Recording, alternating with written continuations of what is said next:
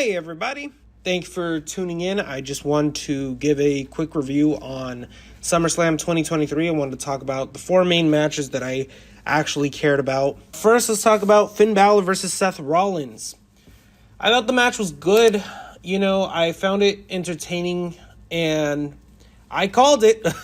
I thought that Seth Rollins was going to come out in his SummerSlam 2016 attire. Well, he came out in just a vest, but I'm still calling it. I'm still going to consider that a win. I really think Finn Balor should have won this one. If not, then you could have just had Damian Priest cash in. Because overall, I think the finish of the match itself just kind of made Balor look kind of like a jamoke.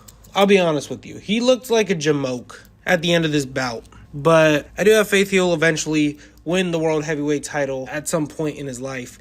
It's funny, for Finn Balor, finishing the story would be winning the Universal title. So he's actually in the same boat as Cody Rhodes, if you think about it. Moving on, let's get into Brock Lesnar versus Cody Rhodes. Now, this match, I'll say this was definitely the best of the trilogy that they had together, and I was not disappointed. I like the idea of Brock Lesnar eliminating Cody from the ring several times over and over again. It kind of adds more to what happened after the match. And considering what happened after the match was an improv, I think that Brock Lesnar kind of took into his own hands what the whole meaning behind the story is. I'll get into that right now, but the match was brutal, right? Brock Lesnar put Cody through hell, and he told him to just survive. Just survive. Just survive. Don't come back. Save yourself. And Cody Rhodes kept going back in the ring to take more of an ass whooping from Brock Lesnar. The story was simple until Cody Rhodes finally found his ground and was able to rally against Brock and cleanly defeat Brock Lesnar while at it.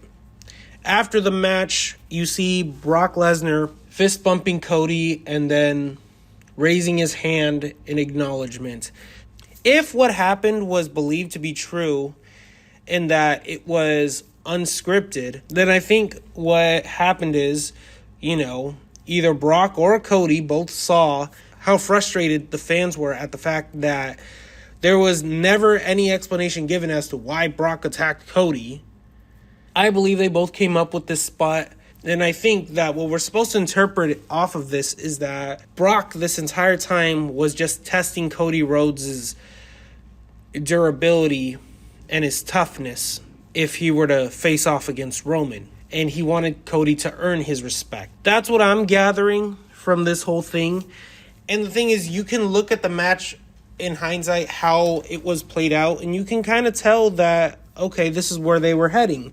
Now, obviously, I didn't see this coming in the moment, but it is actually pretty well-written match and story. That's how I'm going to choose to understand this whole storyline, because while it never did make sense as to why Brock Lesnar attacked Cody, this is probably the best explanation they could possibly give here at this point, considering Brock just endorsed Cody Rhodes at the end of the match. So overall, I thought that was a great match and would not mind watching it again. Next, let's get into the women's triple threat match. I'll be honest with you, I was a bit disappointed. It had me sitting on my hands up until the part where Bianca Belair injured her knee. And I thought for sure that she was actually injured. So she got me. She got me. And I got to say, Bianca Belair is a hell of an actress. So that was pretty cool to see, and then to see her pick up the victory wouldn't have been my call, but it led to the eventual Money in the Bank cash-in, so I guess it really doesn't matter who won that title. So overall, it was kind of a flat match, but with a very good finish, which I actually enjoyed. Finally, let's get into Roman Reigns versus Jey Uso. I'm gonna say this much about it. I think in terms of their matches, I won't say this one was the worst because it wasn't bad.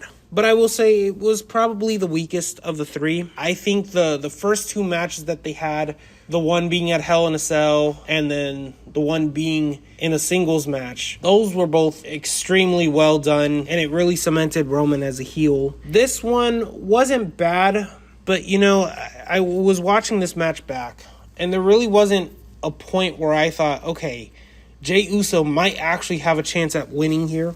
I just didn't feel that way. I didn't feel as immersed in the match. And I'm not sure what it is, because I've been enjoying the storyline, but I just didn't find myself as immersed or as invested in the match the way I was the first two matches. And while it's not to say that it was a bad match, to say the least, it just kind of failed to bring me into the illusion of the match. And then to top it off, you had the finish, which was Jimmy Uso getting involved and costing Jey the match. I can't help but just feel like that they could have done a lot better with what was written. I feel like the finish itself was pretty rushed. But overall, I would still rate SummerSlam an overall thumbs up.